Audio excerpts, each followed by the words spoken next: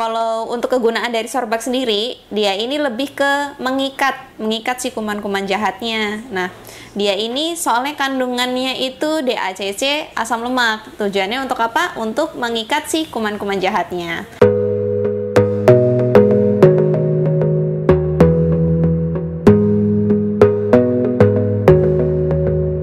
Halo sahabat Pedicare, jangan lupa untuk klik subscribe-nya ya, dan tombol loncengnya. Oke? Halo Sobat Pedicare, berjumpa lagi bersama saya Diah Ayu Apriliana dalam channel YouTube Pedicare Malang. Nah, kali ini saya akan membahas beberapa informasi-informasi terkait dari dressing nih. Kan sebelumnya saya membahas tentang luka. Nah, sekarang saya akan membahas mengenai dressing yang tepat yang bisa kita gunakan bersama-sama. Oke, kali ini saya membawa dua bahan nih. Yang pertama ini teman-teman bisa lihat ya. Ini namanya Ultimate Sorbat. Nah, kalau yang ini ada Aquacel EG. Nah, yang akan kita bahas pertama kali itu yang sorbet. Oke? Nah, sebelumnya saya buka dulu nih ya. Kita lihat dulu gimana sih bentuknya, gimana sih teksturnya ya. Nah, sorbet ini berukuran 7 x 9 cm. Nah, ini biasanya digunakan untuk luka-luka yang berongga. Jadi, kedua produk ini digunakan untuk luka-luka yang berongga atau kita sebut undermining ya. Nah, ini nih.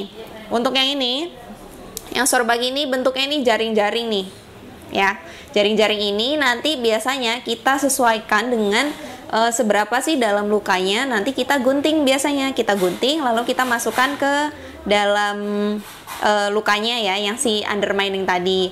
Nah, setelah itu biasanya kita juga bisa mix dengan menggunakan misalnya Metcovazine ya, itu bisa juga. Kenapa pakai Metcovazine? Ya, kalau misalnya lukanya itu sudah berbentuk jaringan granulasi, itu bisa. Tapi kalau misalnya lukanya masih kuning-kuning, selaf-selaf, dan masih banyak kuman-kuman jahat, kuman-kuman nakal seperti biasanya, kita cukup menggunakan sorbetnya saja, nggak apa-apa.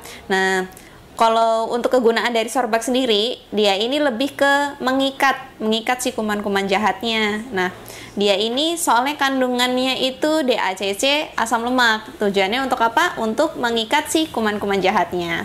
Oke, selanjutnya kita bahas untuk dressing yang selanjutnya ya. Nah, yang kedua ini Aquacel. Oke, Aquacel ini saya keluarin dulu ya. Nah, bentuknya kayak gini nih. Kayak kapas ya. Jadi biasanya kalau kami di sini bisa kita gunting, terserah guntingnya model seperti apa ya. Penting disesuaikan dengan kedalaman lukanya. Jadi nanti kita gunting, nanti kita masukkan ke dalam lukanya. Tujuannya untuk apa nih si Aquacel Star EG ini? Jadi kalau dia ini kan kandungannya mirip kayak Star EG tuh yang ada EG-EG-nya atau kita biasa sebut silver tuh.